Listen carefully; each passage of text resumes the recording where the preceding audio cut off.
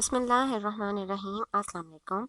میری آج کی جو ریسیپی ہے وہ بنس کی ہے، جس سے آپ اسی ڈو سے آپ ڈونٹس بھی بنا سکتے ہیں اور سینمن رولز بھی بنا سکتے ہیں، اور آپ اس کو برگرز کے ساتھ بھی یوز کر سکتے ہیں، ناشتے میں کھا سکتے ہیں، بچوں کو لنچ میں دے سکتے ہیں، یا بس چائے کے کپ کے ساتھ انجوائے کر سکتے ہیں۔ اور گرم چائے کے کپ سے زیادہ سیٹسفائنگ چیز تو کوئی ہے نہیں، اور اگر اس کے ساتھ ہوم میڈ بالکل ابھی ابھی بیک ہوئی ہوئی بریڈ ہو یا بنس ہو تو چائے کا لطف ہی دوبالا ہو جاتا ہے، نہیں؟ So let's just start. اس کے لیے آپ کو کون کون سی چیزیں چاہیے ہوں گی؟ اس کے لیے میں نے یہ بیسک انگریڈینٹس لیے ہیں، جس میں میدا ہے 3 کپ، اور جو اسٹینڈرڈ ہمارے پاس میجرنگ کپس ہوتے ہیں نا، میں نے یہ وہ والے کپ لیے ہیں۔ 1/4 کپ گھی ہے جس کو میں نے میلٹ کر لیا ہے، اور 1/4 کپ جو ہے وہ پاؤڈرڈ شوگر ہے، 1/2 کپ گرم ملک ہے یعنی دودھ ہے، 1 انڈا ہے، ونیلا ایسنس ہے 1/2 ٹی اسپون، اور 1/2 کپ جو ہے وہ نیم گرم پانی ہے، اور 1 چمچ نمک یعنی 1 ٹی اسپون نمک میں نے میدے میں شامل کر دیا ہے۔ تو اب ہم نے جو چینی میجر کی ہوئی ہے اسی میں سے ہم 2 ٹی اسپون شوگر لیں گے اور اس کو پانی میں مکس کریں گے، اور 1 ٹی اسپون کے برابر جو ہے ہم اس میں یسٹ ڈال دیں گے۔ آپ نے اس اسٹیپ کو بالکل سکپ نہیں کرنا۔ یہ دیکھیں، اگر آپ کا یہ بلوم نہیں کیا، یہ مطلب پھولا نہیں ہے، جھاگ نہیں بنی اس میں، تو اگر آپ کا پانی بہت گرم ہوگا یا آپ کا یسٹ پرانا ہوگا تو اس طرح ہو جائے گا، اور اس کو آپ نے استعمال نہیں کرنا، یہ آپ کی جو ڈو ہے اس کو خراب کر دے گا۔ تو میں دوبارہ سے بنا رہی ہوں، اور اب میں نے چینی جو ہے وہ الگ سے لی ہے، کیونکہ ہماری مطلب 1 چمچ چینی میں نے اس میں سے نہیں لی، ورنہ وہ ہمارا اوور آل کم ہو جاتا۔ اب میں نے یہ نیا پیکٹ کھول کے یسٹ کا ڈالا ہے، اور یہ دیکھیں تقریباً 15 منٹ کے بعد یہ جو ہے نا اس طرح ہو گیا، اور مجھے یاد آ گیا کہ میں نے بڑا کپ لینا ہے۔ ریممبر میری پیزا ڈو جب میں نے بنایا تھا، وہ چھوٹا گلاس تھا وہ سارا باہر نکل آیا تھا۔ اور اگر آپ نے پیزا ریسیپی چیک کرنی ہے تو اس کا لنک آپ کو ڈسکرپشن باکس میں مل جائے گا، اور یہاں اوپر بھی آیا ہوگا شاید، یہ جو آیا ہے نا اس کو کلک کریں گے تو آپ کو پیزا کی ریسیپی مل جائے گی۔ اچھا، اب جو ہے ہم اس میں آٹا ڈالیں گے، سارا سارا نہیں، سوری، 1 کپ، اور اس میں گھی ڈال دیا میں نے اور چینی ڈال دی ہے۔ اس کو مکس کر لیں، اور جو سارا یسٹ تھا وہ ڈال دیں، اور ونیلا ایسنس ڈال دیں، اور اچھا سا مکس کر لیں۔ آپ کا کوئی بھی انگریڈینٹ جو ہے نا وہ ٹھنڈا نہیں ہونا چاہیے، سارے روم ٹمپریچر پہ ہونے چاہیے، اور دودھ اور پانی نیم گرم ہونا چاہیے۔ اور یہ جو ہے میں نے اسکمڈ ملک لیا ہے، یعنی ملائی اترا ہوا دودھ لیا ہے، اور جہاں پہ ہم کیلوریز بچا سکیں ہمیں بچانی چاہیے، جہاں پہ اپنے فیٹس کو کم کر سکیں کرنے چاہیے۔ تو اب اس کو میں تھوڑا سا بیٹ کر رہی ہوں، اور 1 انڈا ڈال رہی ہوں۔ اگر آپ بیٹر نہیں ہیں یا بیٹر یوز نہیں کرنا چاہتے تو آپ فوڈ پروسیسر بھی یوز کر سکتے ہیں، لیکن میں بیٹر ہی یوز کر رہی ہوں۔ اور اس کے بعد نا آپ نے تھوڑا تھوڑا کر کے آٹا ڈالنا شروع کرنا ہے، یہ اسٹیپ بہت ضروری ہے، آپ سارا آٹا ایک دم نہ ڈالیں۔ اب باقی کا کام میں جو ہوں وہ ہاتھ سے کرنے لگی ہوں، مطلب اسپیچولا سے کرنے لگی ہوں۔ آپ ڈو اٹیچمنٹ لگا کر بیٹر سے بھی کر سکتے ہیں، لیکن میں آج بس اسپیچولا سے ہی چلا رہی ہوں۔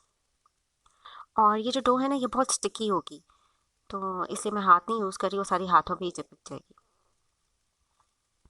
اچھا، جب تقریباً 2-2.5 کپ آٹا ایڈ ہو جائے گا تو آپ دیکھیں گے کہ یہ جو ہے نا اب ذرا جان پکڑنا شروع ہو گئی ہے، اور آپ کے جو ہے نا ہاتھوں پہ ذرا زور لگ رہا ہے، تو خیر یہ آرم ورک آؤٹ ہے بڑا اچھا سا۔ اور یہ جو ہے نا بالکل سخت ڈو نہیں ہے، بہت نرم ہے، اور آپ نے اچھا سا اس کو مکس کرنا ہے، نیٹ کرنا ہے، اور تقریباً یہ نا 1/4 کپ 1/2 کپ کے برابر بچ گیا ہے آٹا، اس کو ہم بعد میں یوز کر لیں گے۔ تو آپ اس کو کور کر لیں، ریپ کر لیں، اور کسی گرم جگہ پہ رکھ دیں تقریباً 1 گھنٹے کے لیے۔ میں کیا کرتی ہوں کہ اوون کو تھوڑا سا پری ہیٹ کر کے نا، تھوڑا سا گرم کر کے تو اوون کے اندر رکھ دیتی ہوں، تو یہ دیکھیں 1 گھنٹے کے بعد یہ کتنا اچھا رائز ہو گیا۔ اب آپ ہلکا سا آئل لگائیں اپنے ہاتھوں پہ، اور اس کو پنچ کر لیں تھوڑا، اور وہ جو آٹا بچ گیا تھا اسی سے ہم جو ہے نا اس کو دوبارہ سے یوز کر لیں گے۔ اب ہم اس کو نا تھوڑا اسٹریچ آؤٹ کریں گے، اس کو ہم ہلکا ہلکا دبائیں گے اور اندر سے باہر کی طرف اسٹریچ کریں گے۔ थोड़ी हल्के हाथ से मुखियाँ लगाएं, बहुत ज़्यादा दबा दबा के नहीं लगाने की ज़रूरत। और इस ये जो स्टेप है ना, ये इलास्टिसिटी इंक्रीज़ करता है, मतलब ये लचकदार और बहुत फ्लफ़ी से बंस बनते हैं हमारे, बहुत अच्छे बनते हैं और ये बहुत सॉफ्ट डो है। और इसको अब जो है हम पेड़े बनाएंगे और अपने बंस की शेप देंगे। आप कोई भी शेप दे सकते हैं। मैं जो हूँ सिंपल, जो जैसा डिनर रोल की शेप होती है ना, मैं उस तरह की शेप दे रही हूँ। और मैं ये पैन यूज़ कर रही हूँ। इस पे हम जो है ना अपने बंस बेक करेंगे। आप चाहें तो डायरेक्ट ओवन की जो ट्रे होती है उसके ऊपर रख के भी कर सकते हैं, लेकिन अगर आप डिश में करेंगे तो वो ज़्यादा बेहतर बनेंगे। और आपने बहुत हल्का सा ऑयल लगाना है नीचे, और ग्लास की डिश है तो इसमें कोई पेपर लगाने की ज़रूरत नहीं है। अच्छा, आपने इसको जिस तरह वो बच्चे बनाते हैं ना अपनी प्ले डो से स्नैक्स, उस तरह छोटे छोटे स्नैक्स बनाने, और फिर कॉयल की तरह इनको फोल्ड कर देना है। देखिए ऐसे। और मेरी ये थोड़ी सी डो बच गई थी तो मैंने कहा चलो एक डिफरेंट शेप ट्राई करते हैं। मैंने ये 2 स्ट्रैंड्स में उसको डिवाइड किया है और फिर उसको ऐसे जैसे हम चुटिया बनाते हैं ना अपनी, उस तरह बना के कॉयल में बना दिया। तो देखिए nice, kind of flower like shape बनी है। इसको मैं एक और पैन में कर लूँगी। और अब हम इसको ना ये जो हमारे बंस हैं इनको हम दोबारा से थोड़ी देर के लिए राइज होने के लिए रखेंगे, दोबारा से हम इनको फूलने देंगे। और इसके साथ ही हम एग वॉश बना लेंगे। ये तकरीबन 1 अंडा लिया है और 1 टीस्पून ऑयल लिया है मैंने, और 1 चम्मच दूध लिया है, 1 टेबलस्पून दूध लिया है। और इसको हम अच्छा सा मिक्स करेंगे, और पेस्ट्री ब्रश की मदद से जो है ना हम इसके टॉप पे लगा देंगे। इससे ऊपर गोल्डन सा अच्छा सा जो क्रस्ट हमारी आती है ना बंस के ऊपर, ये वो बनेगी। और बस अब हम इसको मैं इसको दोबारा से रखने लगी हूँ।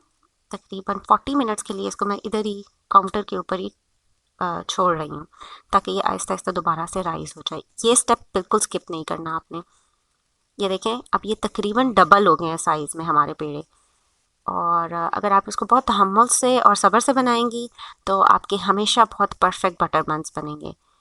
और अगर आप जल्दी जल्दी में बनाएंगी तो ये वही बात है, वो फूलेंगे नहीं और सख्त सख्त से अकड़े अकड़े से बंस बनेंगे, बिलीव मी। और अब आपने 30 मिनट्स के लिए बेक करना है, और बहुत अच्छा सा जो है ना ओवन आपका प्री हीट होना चाहिए। आप टूथपिक डाल के अंदर चेक करें तो आपके वो बिल्कुल क्लीन आना चाहिए। और अपनी सेटिंग्स आप अपने ओवन के हिसाब से सेट कर सकते हैं।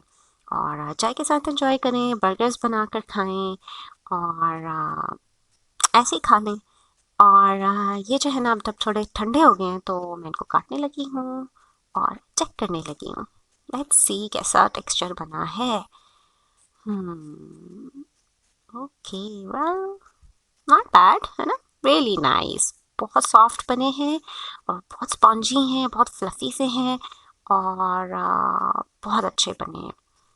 आप ज़रूर ट्राई करें, आपके बच्चों को ये डेफिनेटली बहुत पसंद आएंगे।